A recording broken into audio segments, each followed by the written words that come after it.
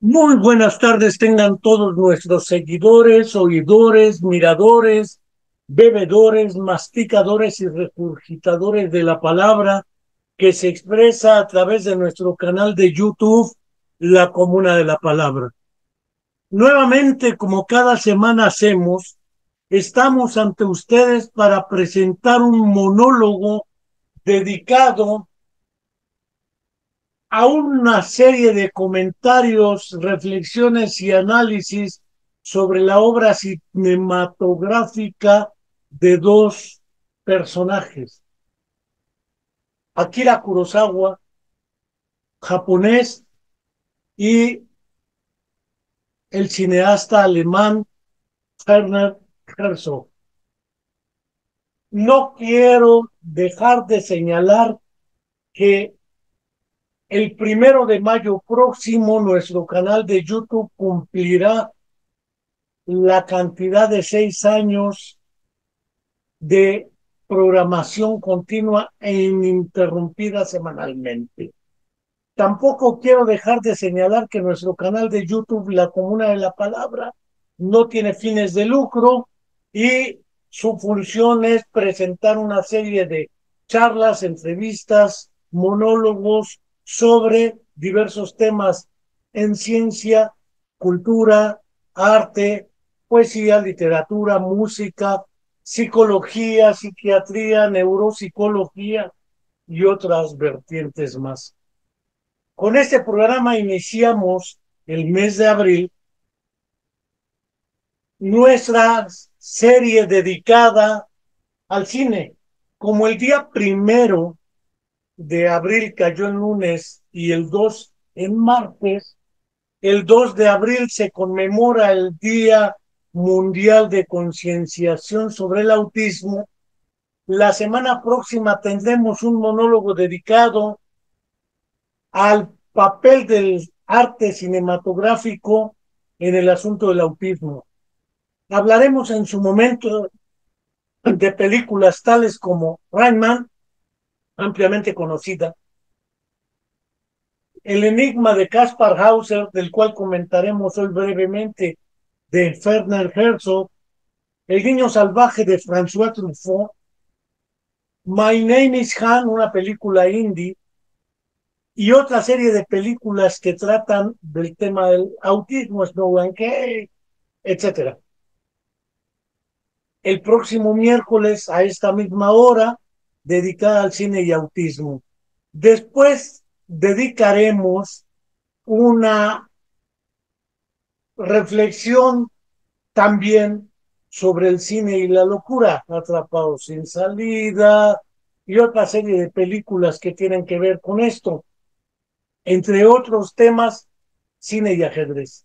La Diagonal de Loco, por ejemplo, el jugador de ajedrez, la estrategia Lushin, etcétera. Aparte de En busca de Bobby Fischer, La Reina de Cadway y otra serie de tramas cinematográficas dedicadas al ajedrez.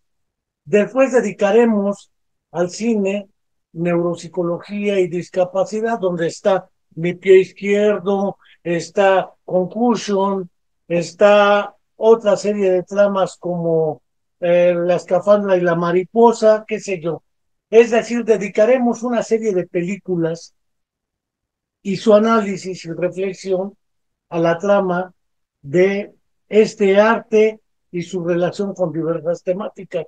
Y también expondremos en algo más ópera, pero no el análisis musical ni temático de la ópera, sino un análisis psicológico, psicosociológico de lo que son algunas óperas. Por ejemplo, Tristán e Isolde de Richard Wagner, por ejemplo, Otelo, por ejemplo, Carmen, y naturalmente Lucia de la Mermur, Aida y otra serie de tramas donde tenemos que ver desde la locura de amor, los celos, la envidia y otra serie de elementos que nos caracterizan como seres humanos. Hoy me permitiré comenzar hablando de este personaje, Akira Kurosawa. Algo así como una especie de autobiografía. Naturalmente, hablar de autobiografías es un poco complejo, de biografías, porque como bien sabemos,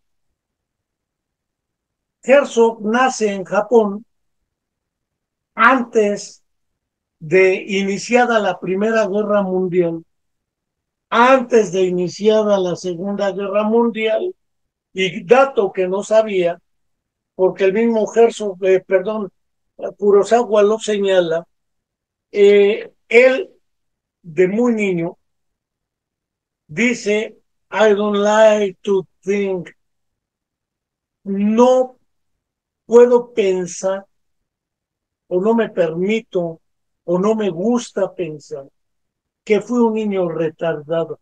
No sabía ese dato. Fue considerado un niño retardado, un niño llorón, que por lo demás, en su contexto cultural y de época, la presencia en las escuelas de educación básica del judo y de los samuráis era parte de la tradición educativa, tanto literaria como histórica, de los periodos que conforman la historia del Japón. Es decir, Akira Kurosawa no es un personaje que hubiera determinado de motu propio hacer lo que se le ocurría. Su entorno cultural e histórico lo fue acercando al trabajo dramático, teatral y cinematográfico.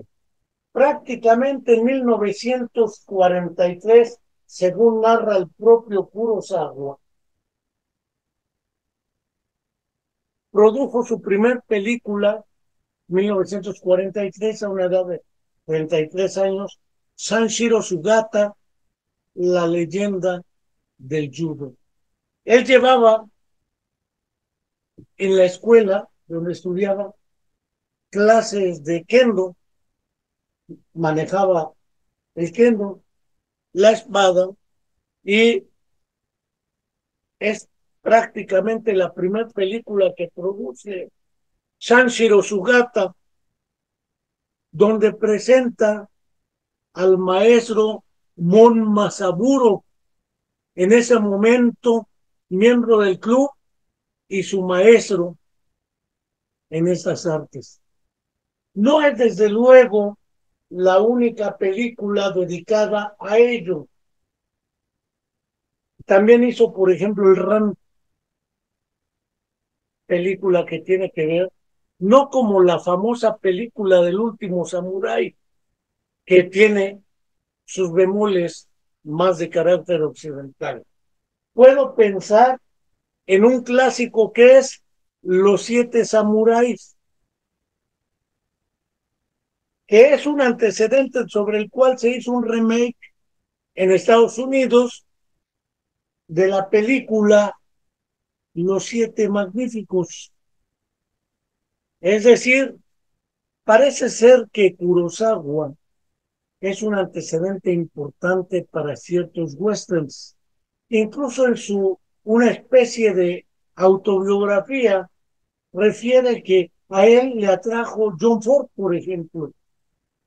Es un cineasta estadounidense y actor que tuvo que ver necesariamente con la producción de western.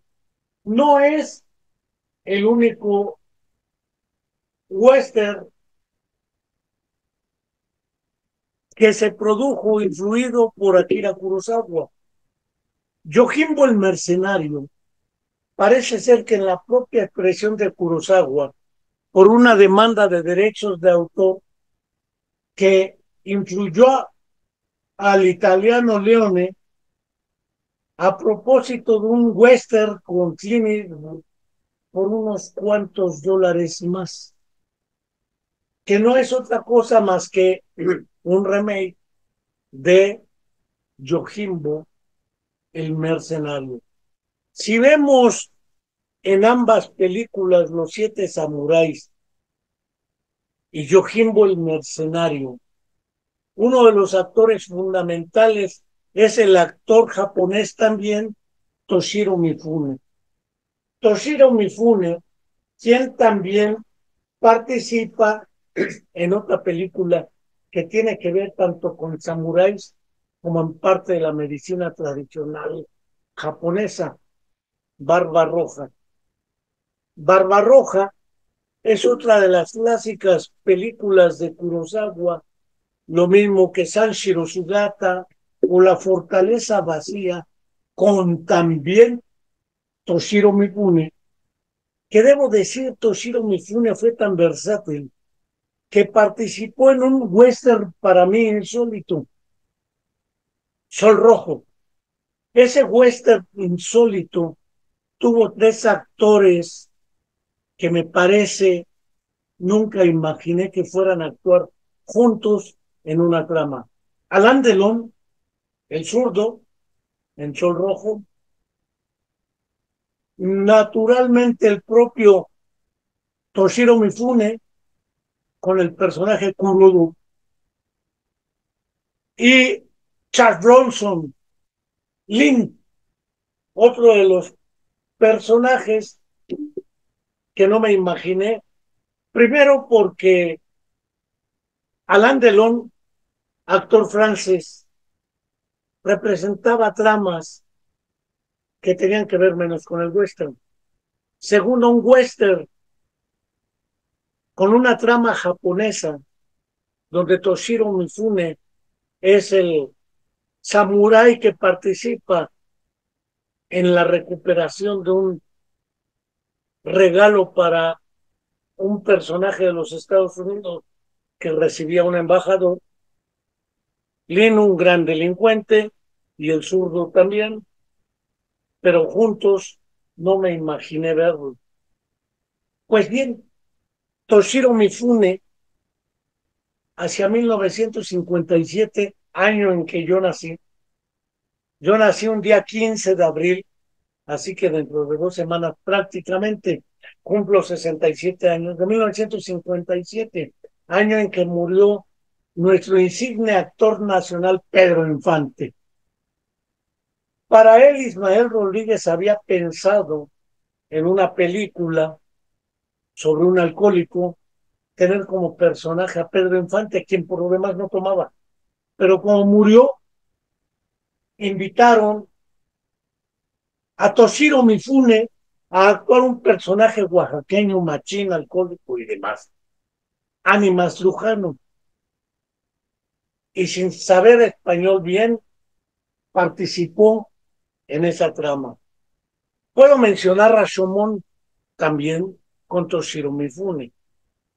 Puedo mencionar con Toshiro Mifune y Takashi Shimura y Kiru, Vivir, sobre un personaje burócrata que descubre que tiene cáncer de estómago y desde luego bajo estas circunstancias descubre que ha desperdiciado su vida en la burocracia y decide entonces sí vivir. De ahí el nombre de la película. Tiene el ángel ebrio.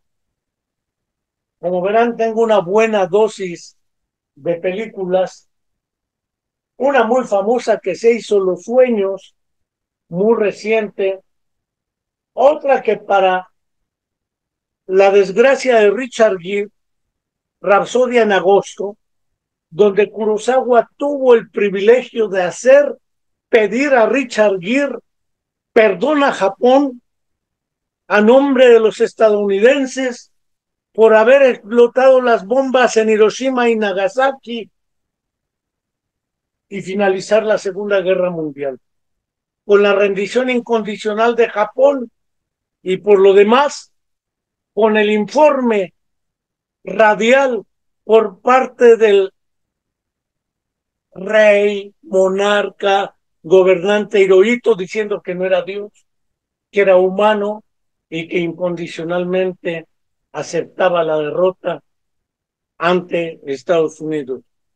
Por esa razón a Richard Gere le metieron una condena por andar pidiendo perdón a Japón por esa razón.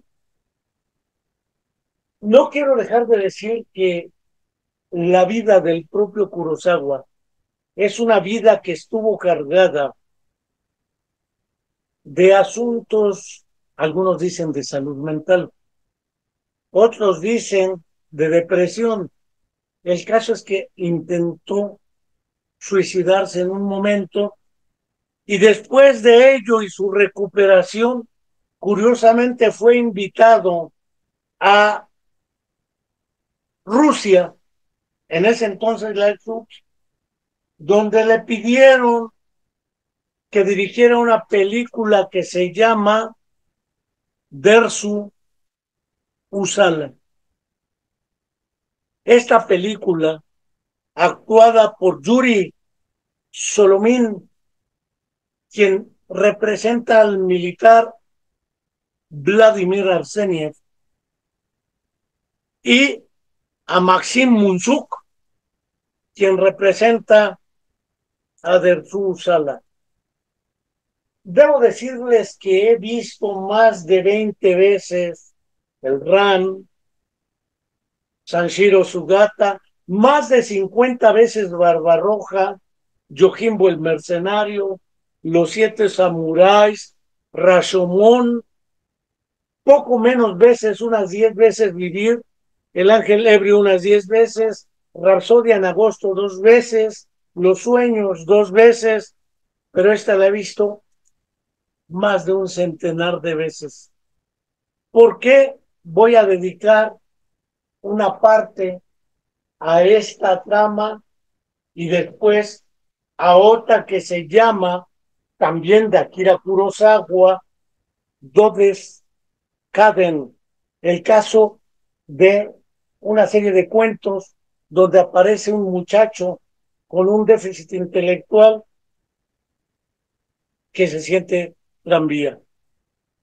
Está también El perro rabioso, por ejemplo, Los hombres que caminan sobre la cola del tigre, Escándalo, también obras clásicas como El idiota,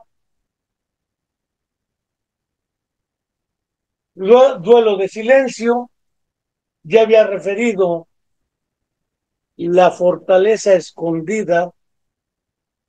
Como verán, existe una cantidad impresionante de producción realizada por Akira Kurosawa. Voy a dedicar esta reflexión a dos películas. La una, Dersu Usala,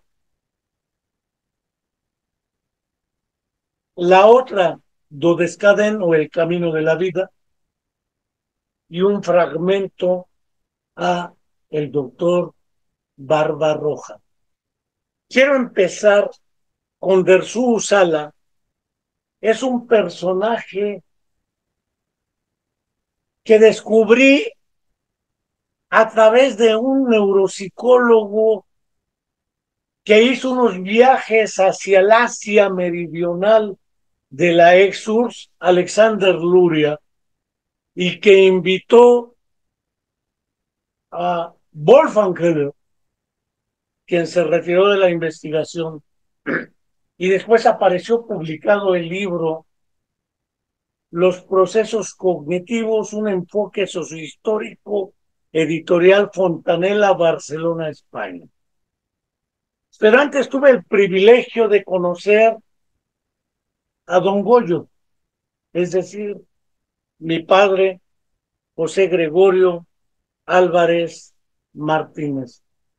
Don Goyo era un personaje físicamente muy parecido en el rostro a Dersu Usala, psicológicamente muy parecido al personaje Dersu Usala.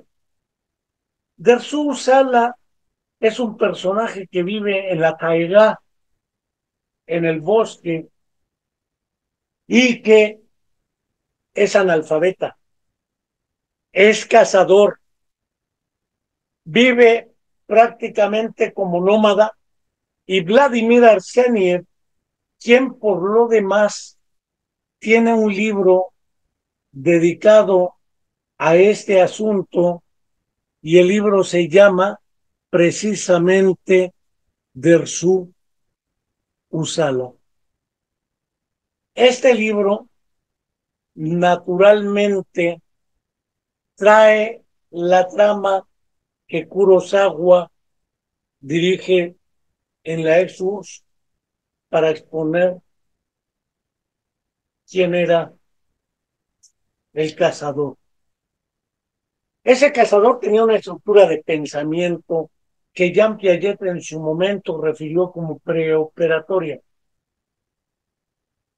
Pero más que ser preoperatoria, estaba condicionada a su entorno cultural e histórico y a su actividad.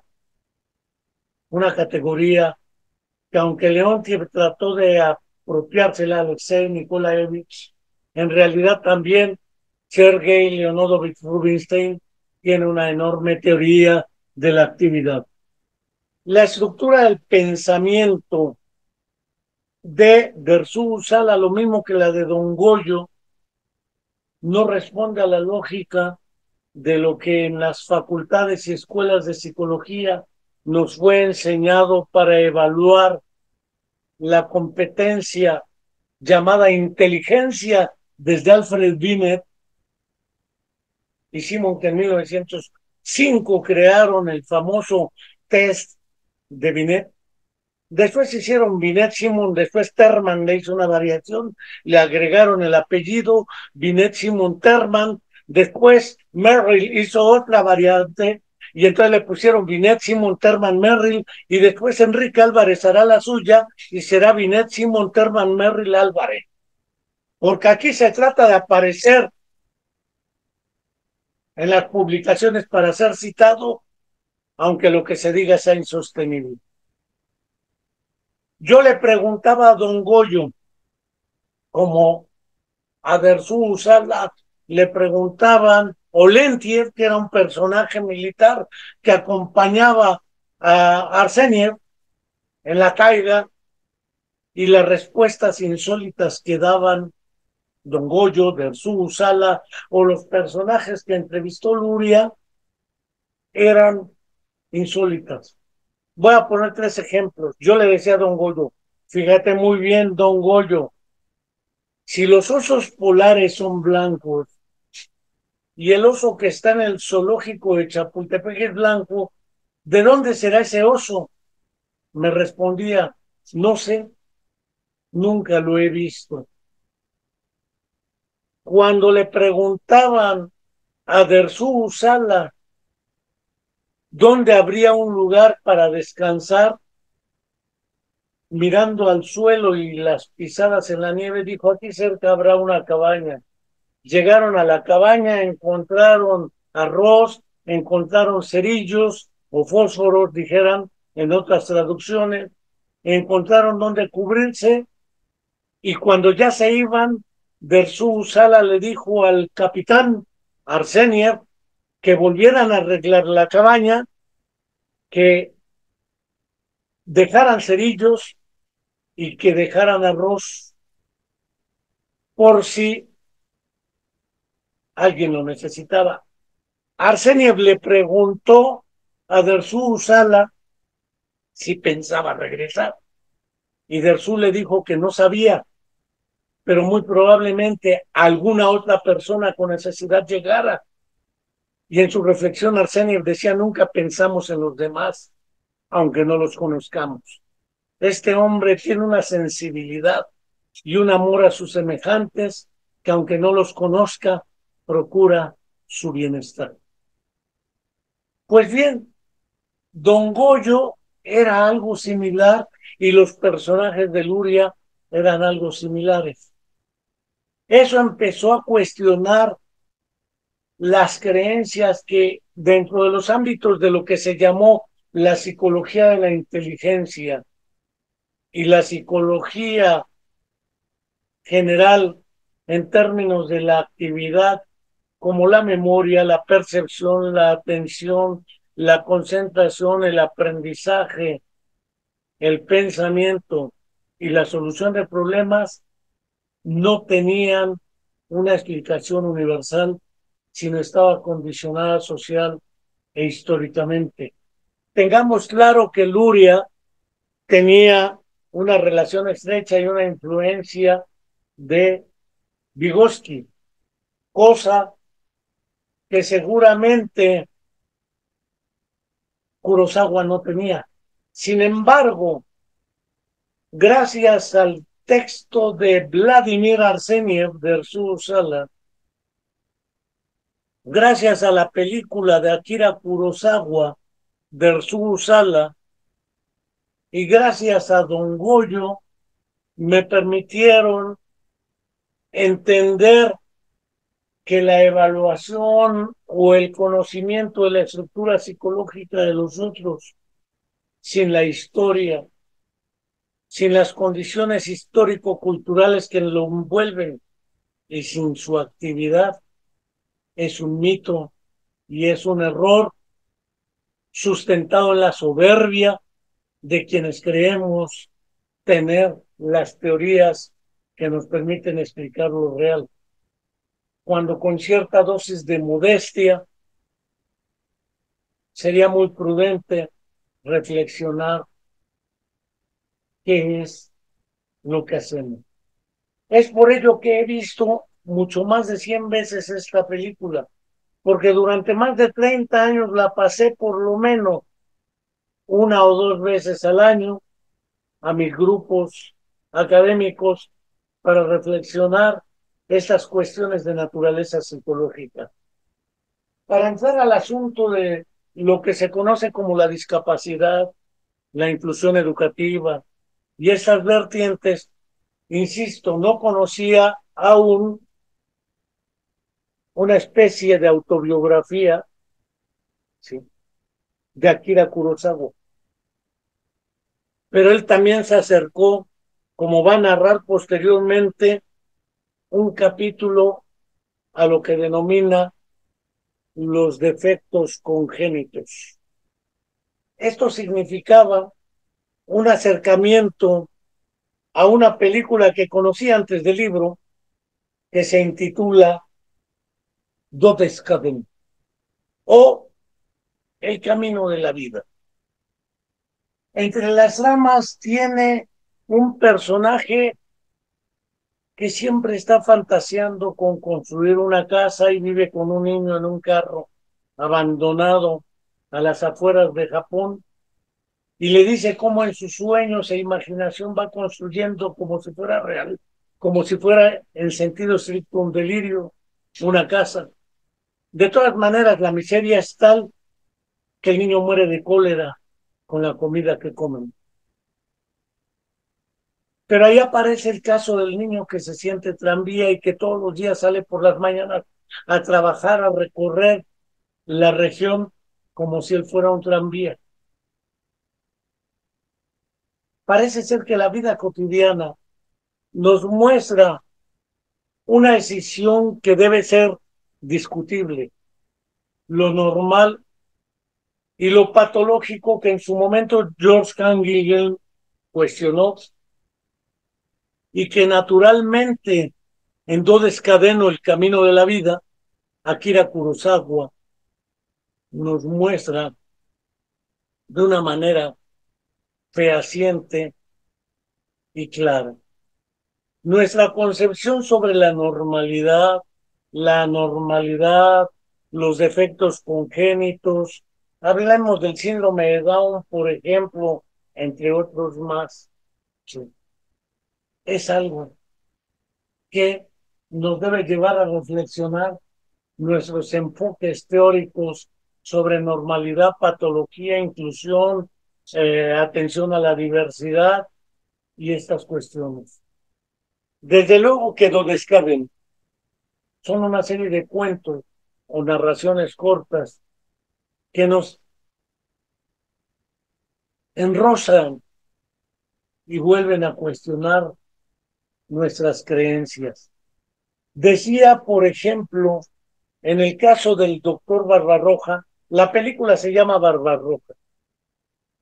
El personaje de Barbarroja es un samurái a su vez eh, médico. Y llega el hijo de un personaje que también quiere titularse de médico, pero que no acata las normas de trabajo porque cree que es una persona influyente y recomendada para trabajar. Y la formación del médico, no del médico especialista, del médico familiar y del médico que atiende en comunidad, como referente crucial de calidad de vida y atención a la salud,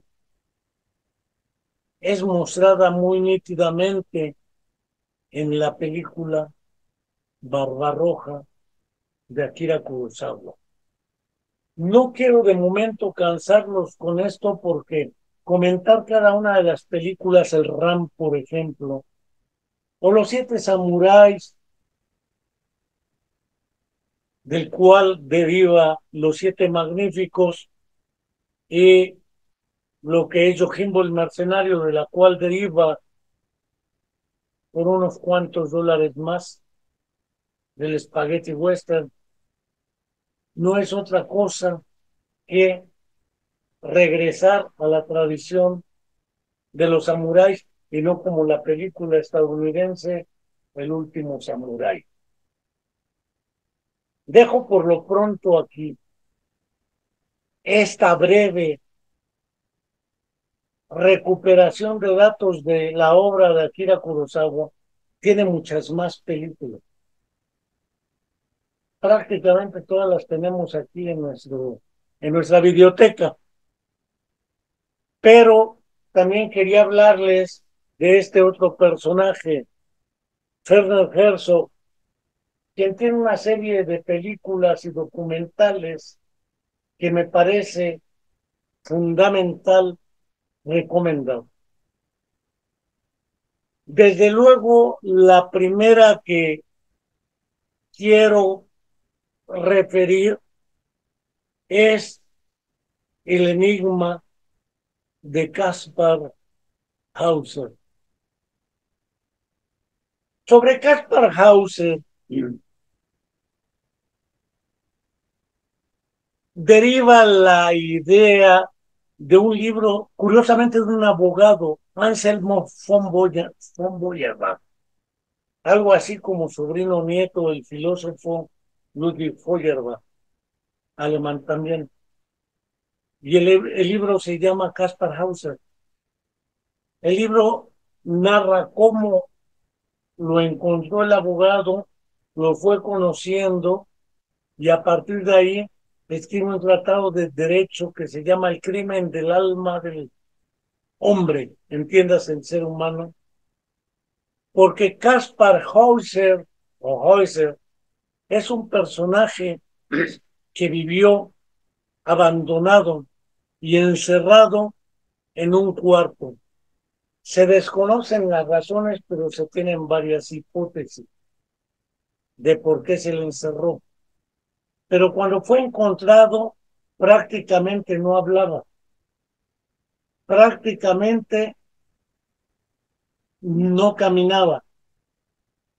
Era un ser totalmente dependiente de otros para satisfacer sus necesidades fundamentales. Tenía serios problemas de relación y de comunicación. Naturalmente la pregunta era, ¿Caspar Hauser se quedó así porque fue encerrado en una mazmorra y nunca tuvo contacto social? Alberto Leónidas Merani, en Naturaleza Humana y Educación Editorial, probablemente sea Grijalvo, incluye el caso dentro de lo que son los niños ferales, aunque los niños ferales aparecen en el bosque. El caso del niño salvaje del Aveirón, del cual lo narra Jean Margas Pardeitar y después lo presenta en una película François Truffaut, que ya comentaremos la semana próxima en Cine y Autismo.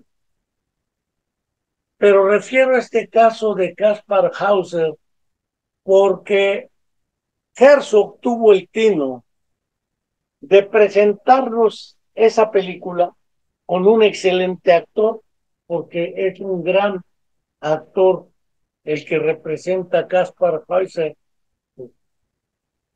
pero no es la única película que tiene. Esa ya la comentaremos posteriormente. Quiero referir, entre otras, algunos pensarán en el tambor de hojalata cuando veamos, y los enanos también comenzaron desde pequeños. Es una película, dirían algunos en su lenguaje contemporáneo, distópica, con personas de baja estatura que viven y conviven entre ellos y crean un mundo muy diferenciado con respecto al mundo de lo normal, y otra vez aparece la decisión entre lo normal y lo patológico. Uno puede ver Hada de la Mañana, o en alemán Fata Morgana, donde Herzog presenta un documental que me parece una película sumamente compleja y dura, y en una de las partes en la playa aparecen sobrevivientes de secuelas de poliomielitis, de la epidemia, que se desplazan a cuatro patas con las dos manos o a tres y una pierna que les funcione. Y me recordó mucho mi infancia porque yo originalmente así me movía, con las dos manos al piso y la pierna derecha al piso.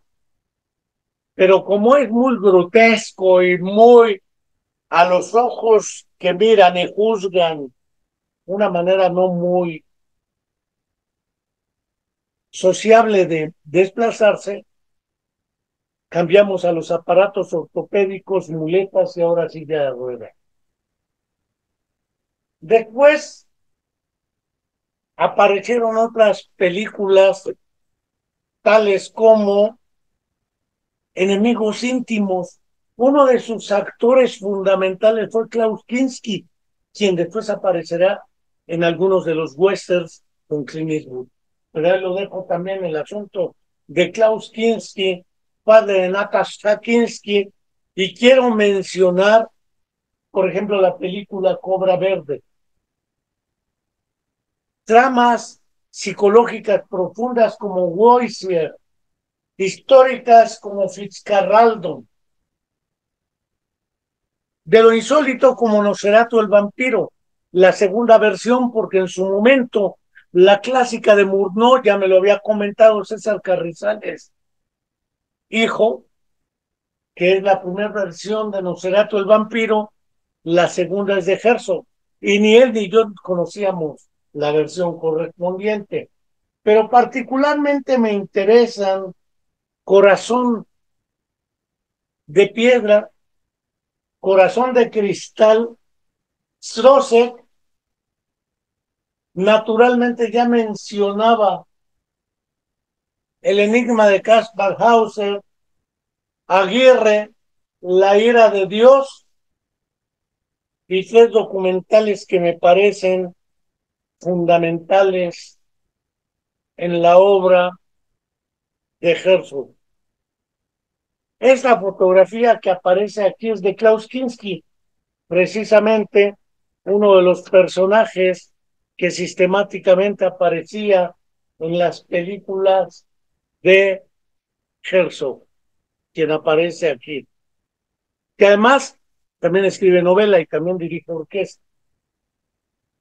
Me interesa particularmente un documental que dedica a una ciega sorda, no de nacimiento postraumática, Fini Straubinger, y la película documental se llama El país del silencio y la oscuridad, porque trae la trama de cómo organizan su vida, su actividad y cómo enfrentan el mundo las personas con sordera y ceguera simultánea. En la primera trama dedica una entrevista y una serie de visitas con Phyllis Lovinger, donde tiene una muestra clara y límpida de cómo efectivamente el lenguaje hablado o articulado, el acto de habla fonéticamente estructurado, no puede ser reducido a su expresión fonética. El acto de habla también se puede realizar por otras vías y por otros medios. En el país del silencio y la oscuridad, en la trama dedicada primera parte a Phyllis Lovinger y los adultos que se han quedado ciegos y sordos, cómo se comunican con un sistema alternativo que se llama lenguaje LORM, LORM, donde la persona no ve ni escucha las palabras, las siente en la yema de sus dedos y en la palma de la mano. El intérprete que le traduce le toca diferentes partes de la mano de diferente manera, con diferente presión, y entonces con el tacto percibe lingüísticamente la información. Esto significa que las obras de Kurosawa y Herzog han existido para rompernos, hubiera dicho alguien, la madre, para romper nuestras creencias soberbias de que el mundo se reduce a lo que vemos con nuestros ojos. Ya le decía Calimán al pequeño Solín: serenidad y paciencia, mi pequeño Solín, porque no todo lo que los ojos ven resulta cierto.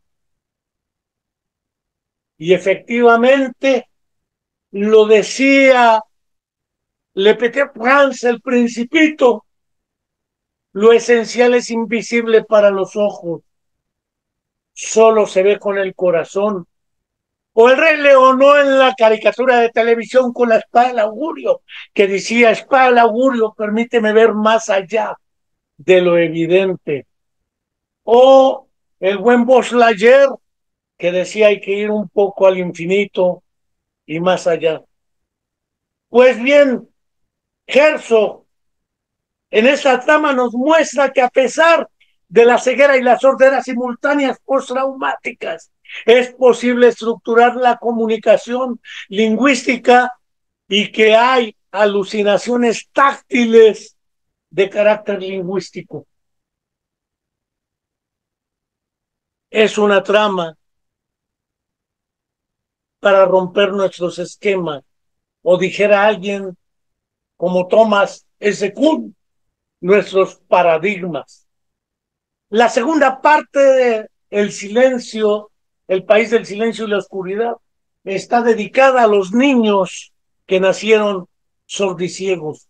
Y ese es otro enfoque, porque nosotros, decía el buen Oliver Sacks, estamos acostumbrados a las pérdidas, muy excepcionalmente a los excesos, pero infrecuentemente al desarrollo. ¿Cómo se desarrollan los niños que nacen ciegos y sordos?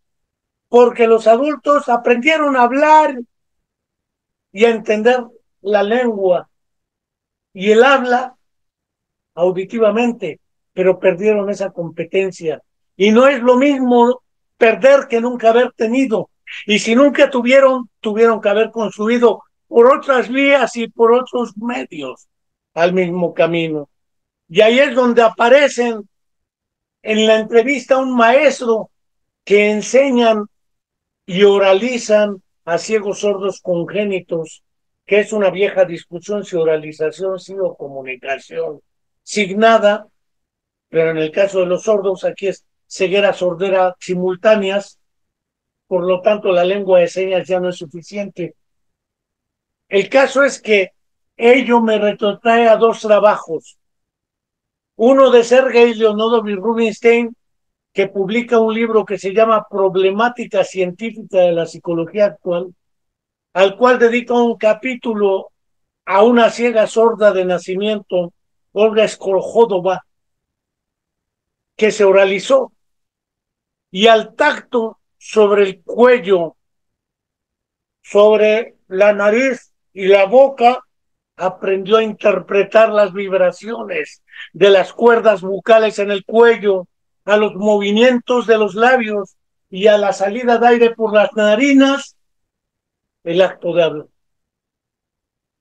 De ahí deriva un libro en ruso que tiene una traducción al inglés de Alexander Merceriakov, que se llama Awakening to Life, algo así como despertando a la vida. Y posteriormente aparece un libro que se tradujo al castellano por Ediciones Pueblos Unidos de Montevideo, Uruguay, de Boris Lomov, Becker y Yarmolenko, Psicología del Tacto, donde ellos diferencian el tacto pasivo del tacto activo, en el caso de la lectura del braille, en el caso de la lengua LOR y en el caso de los ciegos sordos congénitos. Y esto nos lleva a la sagacidad de Herzog para recuperar ese fenómeno. Aparte de haber recuperado el del autismo en el caso de Kaspar Hauser, y quiero comentar otros dos documentales. Uno que empieza con una canción cuando la cantaba de niño un tal Pedro Fernández. ¿Qué te pasa, chiquillo? ¿Qué te pasa? Me dicen en la escuela y me preguntan en mi casa. Pues bien, ese documental se llama La balada del pequeño soldado. Es un documental dedicado a investigar el financiamiento por parte del gobierno de Ronald Reagan, el financiamiento de los contrarrevolucionarios en Nicaragua a través de grupos de misquitos, pero sobre todo de niños. Y él muestra cómo son los utilizados los niños en la contrarrevolución, bajo el argumento de que un niño es más hábil, más ágil y muy difícilmente encerrable en la cárcel por estas labores. El documental narra el uso por parte del gobierno de Estados Unidos y de la contra nicaragüense en contra, en su momento, entre el 79 y 80, del Frente Sandinista de Liberación Nacional. Y narra a través del personaje que es un niño, no es un actor, es un documental, cómo son entrenados y se mete a la contrarrevolución a filmar este asunto. No es cualquier tarea la que hace Herzog en La balada del pequeño soldado. Es un breve documental que, según mi opinión, merece toda la atención por su carácter de denuncia de ello. Tiene otro documental que me parece fundamental, que fue hecho para televisión probablemente en 1974 y debe llamarse algo así como El futuro discapacitado, en una traducción española de España, o El futuro mutilado, una traducción en el español de México. Y trabaja con los sobrevivientes que nacieron con amelias, es decir, ausencia de brazos, piernas o brazo y pierna, hemimelias, focomelias, partes de miembros, porque sus madres durante el embarazo tomaron por prescripción médica y por el desarrollo de la industria químico-farmacéutica, donde aquí tuvo que ver una producción de whisky que produjo la talidomida. El futuro mutilado o Discapacitado es un documental centrado en cómo sobreviven no solamente quienes no tienen brazos y piernas, o brazos, o piernas, o tienen malformaciones congénitas mayores, y cómo lo enfrentan sus familiares o cuidadores primarios. Es un documental que también nos rompe los paradigmas o los esquemas. Estos tres documentales de Herzog, Sin pensar Aguirre, La ira de Dios histórico, sí, o pensar el sargento, perdón, Gesualdo, eh, nos muestra un Herzog y un Kurosawa que gracias a su obra cinematográfica nos han permitido reflexionar y cuestionarnos sin temor a equivocarnos